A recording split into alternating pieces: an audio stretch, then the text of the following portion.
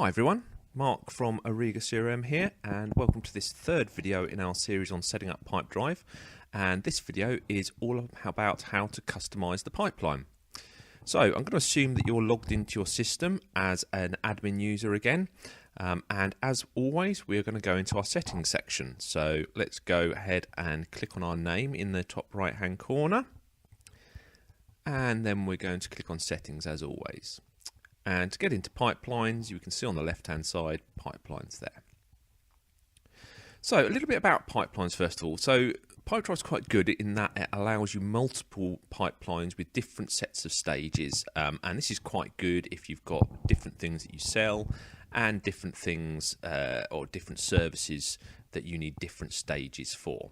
So you can see by looking here, I've got the out-of-the-box one, and I've got a custom pipeline with 4 stages for my products that I've already defined. So we're going to go over some of the details of that here, but first we're going to click Add Another Pipeline, and I'm going to pretend that I need one for my services. So I'm going to give that a name, Services Pipeline, and save it. And when it first creates it, you'll see that it doesn't have any stages or anything set. So it warns you there. It recommends obviously 2 at least. So before we get into anything further, we're just going to talk about this deal probability checkbox down here. So this checkbox basically allows you to say whether you want the stages to set the probability of the deal, and hence the weighted amount that it's worth, or whether you want the ability to override that and actually set your own probability. So we're going to set that one to yes, just by clicking on yes there. And I'll show you the difference in that a little bit later. So now that we've set that, we can go ahead and start adding stages. So to do that, all we need to do is click on Add Stage, and then we give our stage a name, and then we can give it a probability.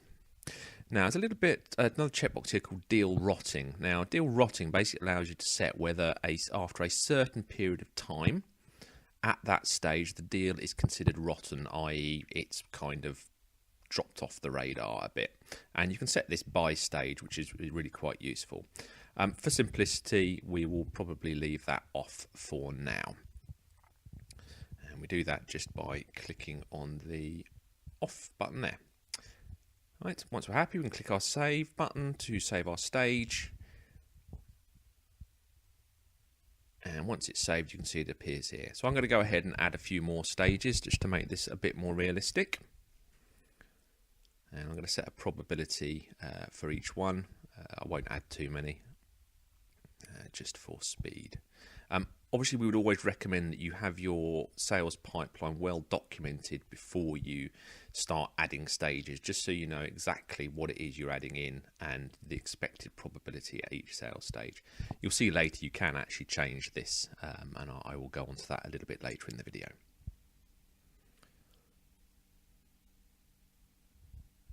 Right.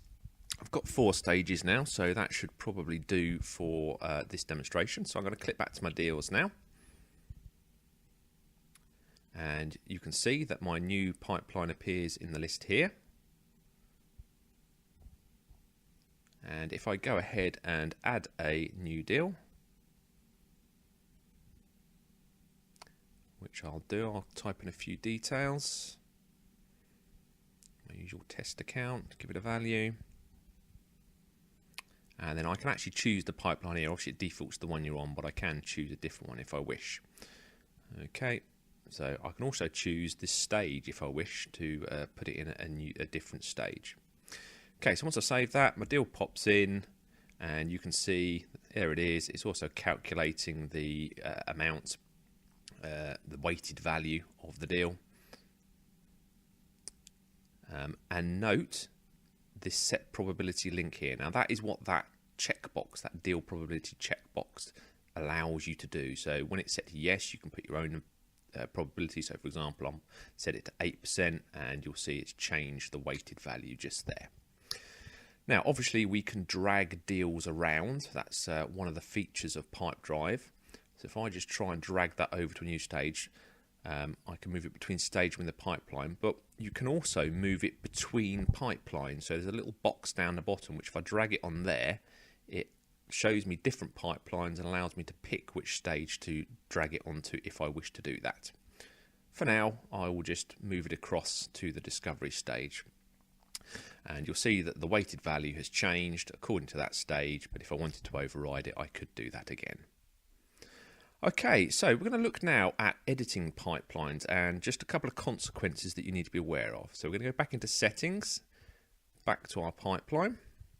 Okay, and back to the one we want to edit. So editing the pipeline stage is as easy as going to the pipeline and then you can click into it. What about though if we delete a stage that we don't want anymore? Okay, you can see there's a delete this stage button down the bottom. Okay, so just change the name there. Let's just quickly show you the delete as well. So let's pretend we want to delete this stage.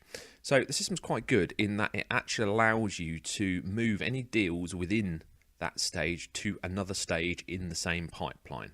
Okay, so it means that you're not going to lose your deals. It's not going to automatically delete them. The same is actually true if you try and delete the pipeline itself. It'll say, well, do you want to get rid of those deals or do you want to move them to another pipeline? And obviously if you select move to another pipeline, you get to select which pipeline to move them to. Okay, that's about it for our customizations of pipelines. Hope that was useful. As always, if you do need any further help, then please do get in touch and we'll be happy to discuss any requirements you may have. Thanks very much for listening.